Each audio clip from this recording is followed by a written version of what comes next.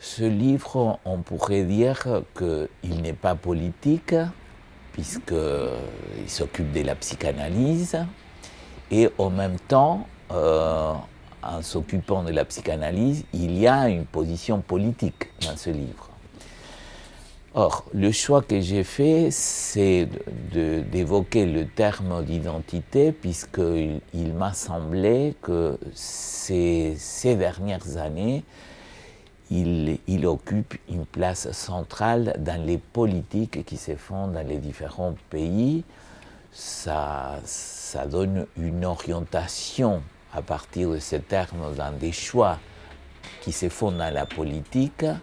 Ce que j'ai évoqué, ce sont des exemples majeurs. Après, il ne s'agit pas de recenser de façon exhaustive les exemples comme vous évoquez, ce qui se passe dans chaque pays en Europe. Ce n'est pas le but du livre de faire ça, mais c'est pour montrer à partir des exemples très différents dans des pays très différents comment il y a un dénominateur commun dans les orientations politiques qui elles sont guidées par la détermination de qu'est-ce que chaque groupe humain a en commun. Et alors, on peut après se poser la question qu'est-ce que la psychanalyse est là à dire là-dessus. Et ce qu'on constate, c'est que dans les différentes politiques, ce qu'on trouve en commun, c'est une tentative de cerner des choses qui ne posent pas quel est le point commun.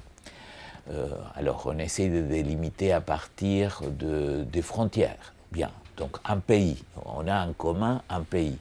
Et à l'intérieur d'un pays, on voit qu'il y a énormément de différences. Alors, à l'intérieur de chaque pays, il y a des groupes qui se revendiquent comme étant les plus authentiques de ce pays. Et puis, par exemple, je cite l'exemple qu'à un moment donné, il y a des groupes en France qui pensent que les véritables Français sont ceux qui ont des origines profondes, catholiques, et donc c'est ça un véritable Français. Et alors, comme ça, pareil aux États-Unis, pareil en Angleterre avec le Brexit, j'ai donné l'exemple ça m'a été rapporté par des collègues qui écrivaient, parce qu'ils ont renoncé à le faire, dans un journal de gauche à Londres. L'éditeur a commencé subitement à dire « Nous, les Anglais, nous pensons que ». Alors, à partir de ce moment-là, à partir du moment où l'éditeur ne dit pas « moi je pense que », mais « nous, les Anglais, nous pensons que », on voit comment il y a une tentative de délimiter un groupe humain avec le but d'exclure ce qui n'est pas le « nous ». Alors, la question qui se pose du côté de la psychanalyse, surtout la psychanalyse, ce qu'elle vient de nous dire, c'est qu'il n'y a pas le « nous ». Comment on peut fonder l'idée du nous dans la psychanalyse.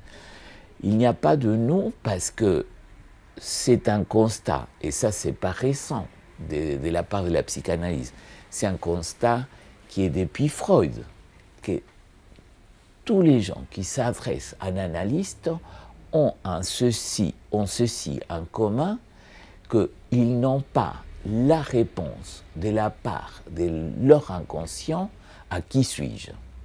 Donc ça c'est un point commun auquel sont confrontés tous les sujets qui ont fait une analyse. Alors, ceux qui ne font pas une analyse, ça ne veut pas dire qu'eux, ils ont la réponse. Ça veut dire qu'ils ont compensé d'une certaine façon la réponse. Comment ? Justement, par l'idée que l'identité, à laquelle on ne peut pas répondre chacun, on trouve la réponse à partir de se réunir en groupe. Et on trouve la réponse, ce qui m'est défini comme identité, par exemple, c'est une tradition. Et alors après, on rentre dans les détails, mais finalement, est-ce qu'une tradition définit une identité ? Et on voit qu'il y a encore des problèmes.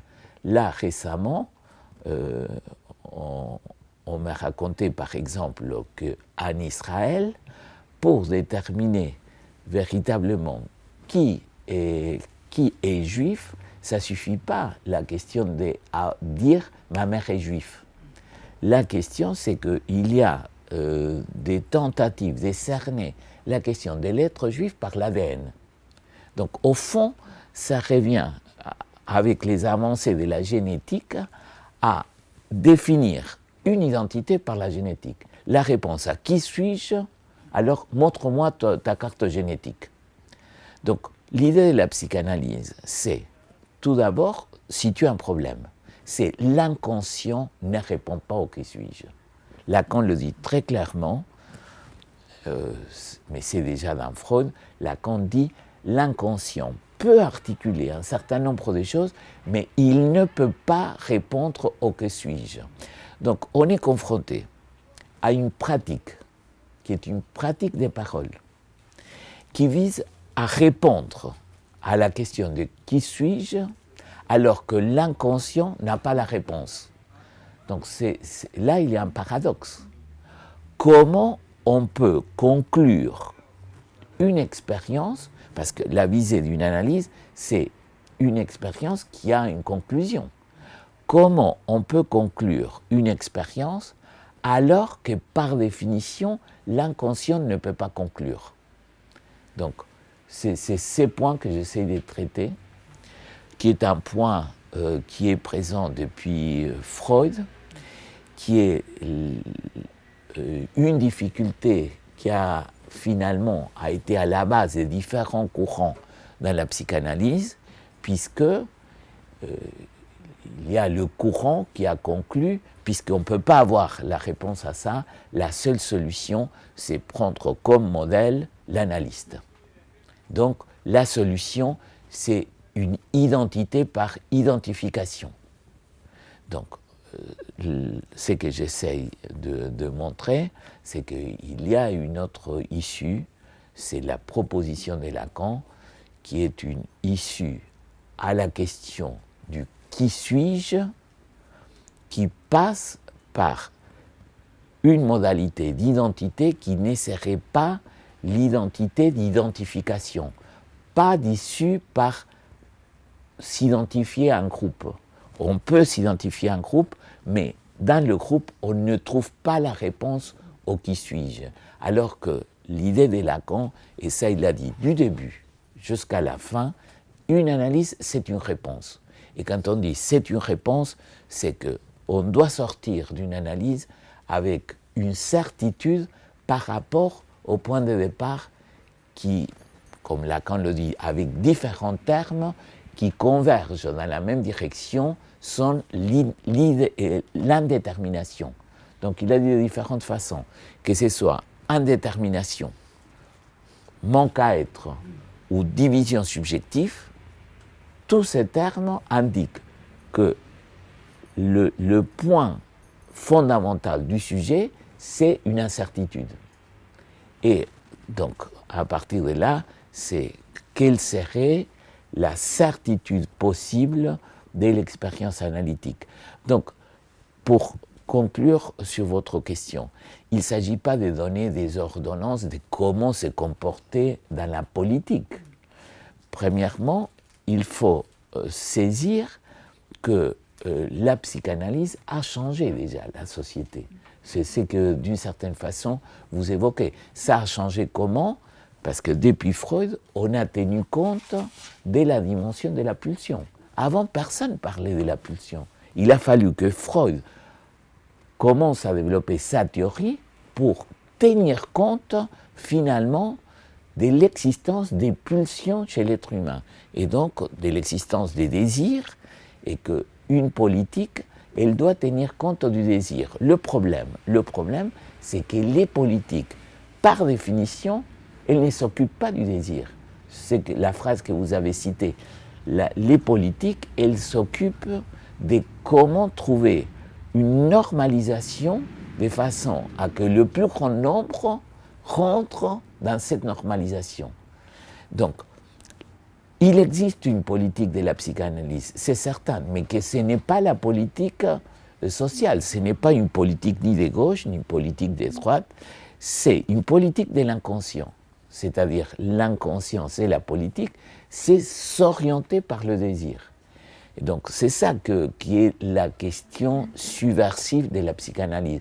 Ce n'est pas produire une subversion sociale, c'est comment faire pour que chacun puisse tenir compte de ce qui est son désir.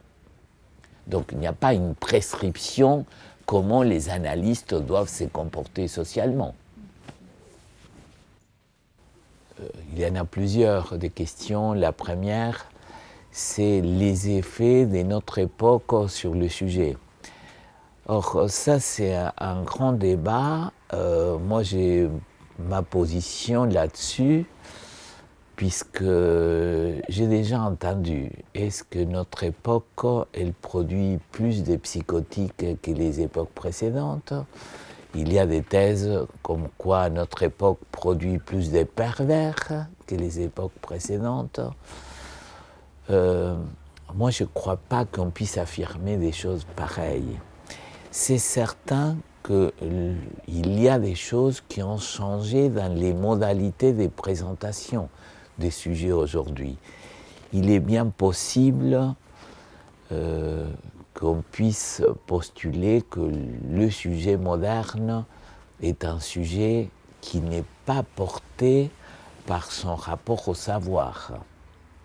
C'est-à-dire, il est moins porté par l'état du savoir de l'époque et qu'il soit poussé plutôt par la consommation, par combler les manques par des objets, et qu'il y a ce que vous avez relevé comme étant le pouce à la jouissance, c'est-à-dire finalement une problématique spécifique du sujet moderne qui est finalement, est-ce que moi j'ai joui autant que l'autre ? Est-ce qu'il y a quelque chose qui me met en déficit par rapport à la jouissance, par rapport à l'autre ?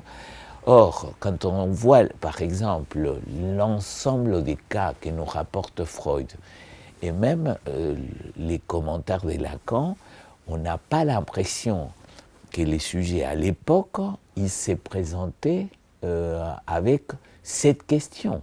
Est-ce que j'ai finalement ma part de jouissance comme les autres ? Il y a une revendication concernant la jouissance à laquelle on assiste à notre époque, qui était beaucoup moins présente dans les époques précédentes. Est-ce que pour autant, parce qu'il y a ce discours qui pousse à ça, parce qu'il y a dans le discours social quelque chose qui est de l'ordre de tu peux consommer et tu dois consommer. Donc, un impératif de consommation. Est-ce que ça produit des sujets différents ?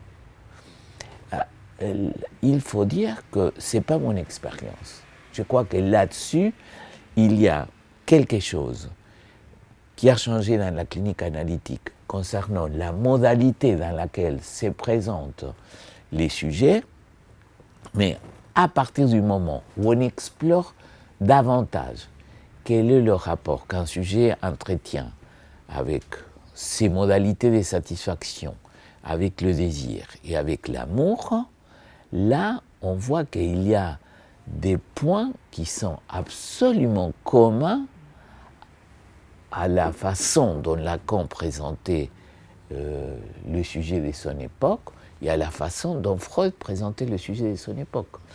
Et donc, je ne crois pas qu'on puisse affirmer que l'époque, elle produit des sujets ayant une structure différente.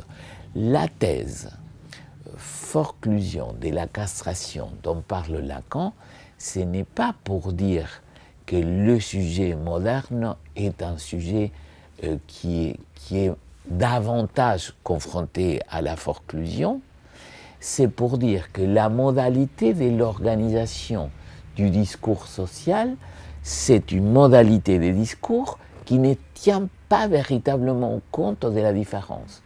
Et il y a une tentative d'homogénéiser les différences. Donc, cette disparition des différences au niveau de l'organisation des discours, c'est ça que Lacan appelait la forclusion de la castration, ça ne veut pas dire qu'il y a plus de sujets qui, au niveau subjectif, sont confrontés à une forclusion. Donc, je ne pense pas qu'on puisse dire que notre époque produit davantage de psychotiques que d'autres.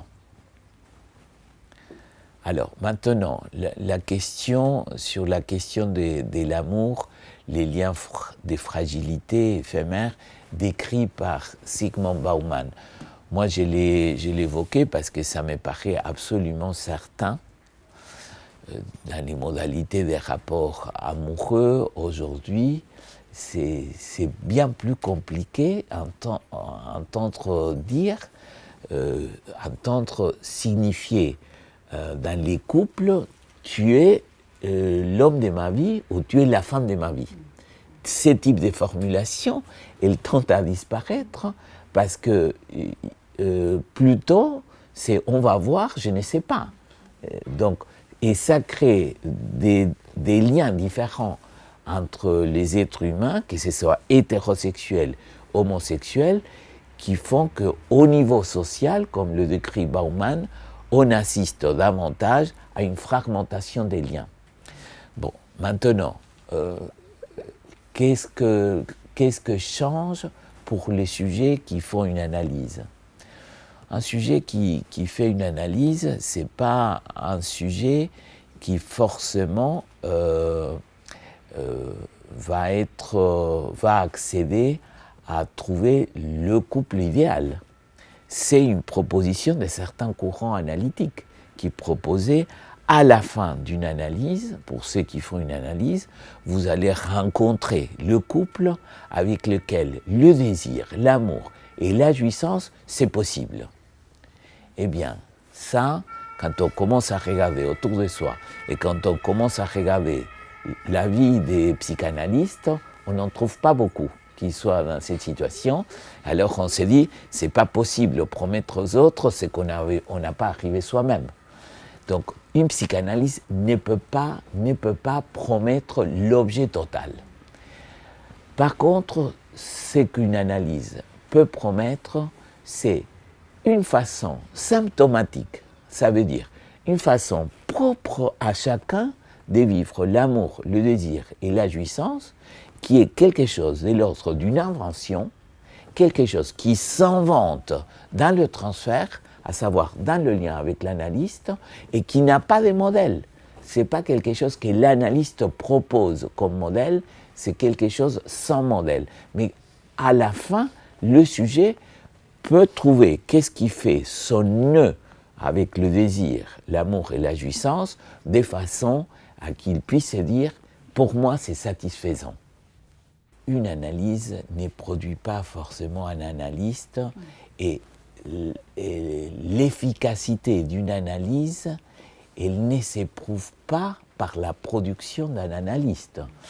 Il se trouve que parmi ceux qui font une analyse, certains, ça leur vient le désir d'occuper la place de l'analyste. Mais ça, en soi, ça ne fait pas preuve que l'analyse est plus efficace chez ceux-là que chez certains qui sont allés jusqu'à la fin de leur analyse et ils disent « bye bye à la psychanalyse ». C'est-à-dire, moi, de la psychanalyse, je n'ai pas envie de m'en occuper. Et peut-être ça pose la question si c'est plutôt ces gens-là, ces personnes-là, sont ceux qui sont les mieux guéris, puisqu'ils se sont même guéris de la psychanalyse. Puisque la psychanalyse a un rapport à un symptôme. Peut-être ils se sont guéris de ça.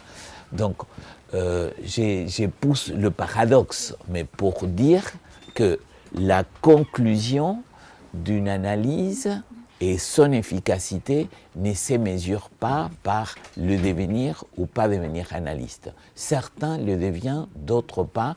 On peut parfaitement finir son analyse et décider de ne pas occuper la place de l'analyste. Maintenant, concernant la politique, c'est certain que c'est un discours qui ne peut pas être tenu par un seul. Et surtout, notre époque, c'est pas la même époque où il y avait Lacan, où Lacan, à un moment donné, il était tout seul.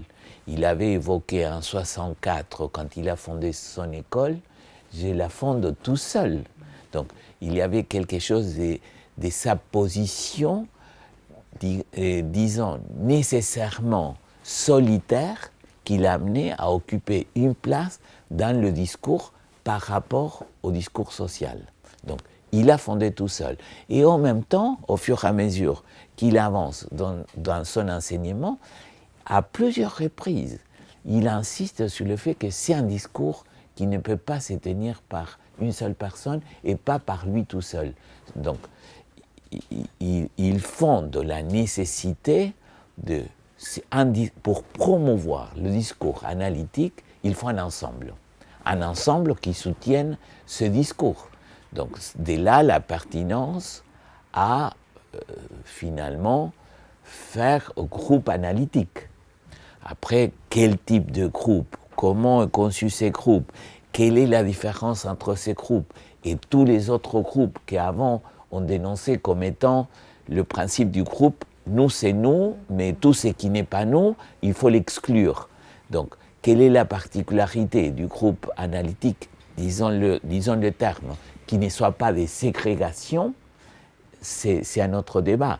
Mais il y a, disons, une nécessité qui est inhérente à la psychanalyse, qui n'est pas de pousser à la solitude. Parce qu'on peut croire qu'avec l'idée de soutenir la notion de la différence absolue, il y a eu une époque où on avait cru ça, il y avait des gens qui soutenaient ça, que finalement la différence absolue, à la fin, c'est, bon, on peut rester absolument seul, exercer la psychanalyse, ne rendre compte surtout à personne de ce qu'on fait, puisque c'est une pratique à deux. Donc, quelle nécessité de se confronter aux autres? Or, ce que Lacan démontre, c'est qu'il s'agit d'une expérience que, au niveau de l'expérience elle-même, elle pousse, c'est vrai, d'un côté à une extrême solitude, et à assumer sa propre solitude, et en même temps à faire l'expérience qu'on ne se soutient pas tout seul. Donc, ce n'est pas l'autre comme modalité de soutien du même, mais l'autre comme soutien du discours.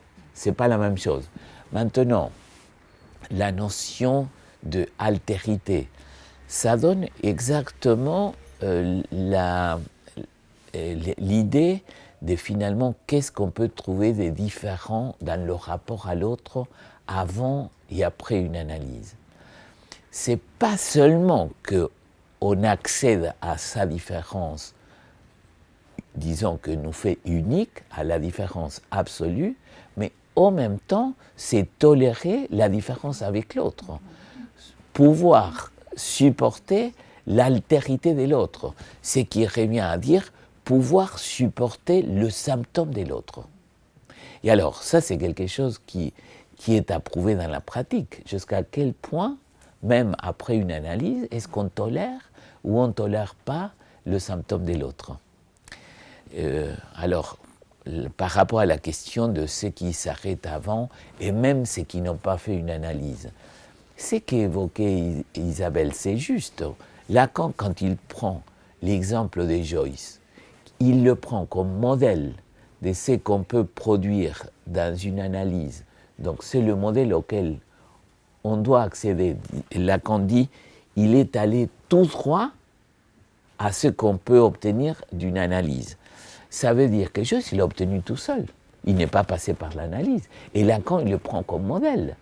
Alors, c'est sûr que ça ne veut pas dire qu'à partir de là, on peut se laver les mains et se dire, moi je suis comme Joyce, donc, et j'y vais tout droit, alors que les autres, ils passent par les petits chemins. Ça a été un cas très spécial. Il a réussi à aller tout droit. Il a réussi à aller tout droit à quoi? À éviter tous les obstacles, tous les labyrinthes qui posent l'inconscient. C'est ça, c'est à quoi il est allé tout droit.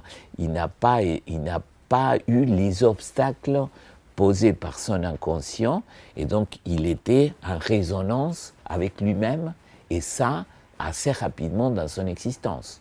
Il s'est fabriqué une vocation d'écriture, une modalité d'écriture, et donc là, voilà quelqu'un qui a réussi à faire une identité avec soi-même immédiatement. Alors que l'idée de Lacan, c'est, voilà, Joyce, il est arrivé tout seul, vous, les psychanalystes, ça va être, vous qui faites une analyse, ça va être bien plus compliqué. C'est ça qui veut dire par, lui, il est allé tout droit, et vous allez prendre les méandres. Donc, c'est sûr qu'il y a des sujets qui s'arrêtent avant, ils disent je suis satisfait d'une analyse, ça me suffit. Alors, c'est spécial. Bien sûr que la position de l'analyste, c'est de dire tu l'as décidé comme ça, c'est ta responsabilité. Il y a des sujets qui se satisfont à la 3e séance. Il vient voir l'analyste 1, 2, 3 fois. Pour moi, ça suffit. Il y a d'autres qui rencontrent une vérité. Voilà, c'est la vérité que j'ai rencontrée, ça me suffit, je suis satisfait. Est-ce que l'analyste a quelque chose à dire? La seule chose qu'il a à dire, c'est ta vérité, c'est pas véritablement ce qu'on peut espérer d'une analyse qui va à son terme. Alors, il y a des gens qui sont plus persévérants que d'autres, il y a des gens qui ne se satisfont pas de la première vérité, il y a des gens qui veulent véritablement accéder au point de connaître ces points d'opacité les plus intimes. Bon, c'est ces personnes-là qui persévèrent à aller à la recherche disons, de ces points d'opacité les plus intimes, sont ceux qui véritablement peuvent arriver à la fin d'une analyse. Mais c'est pas que il faut porter un jugement pour ceux qui s'arrêtent avant. Ça, c'est une position éthique qui est l'éthique de chacun.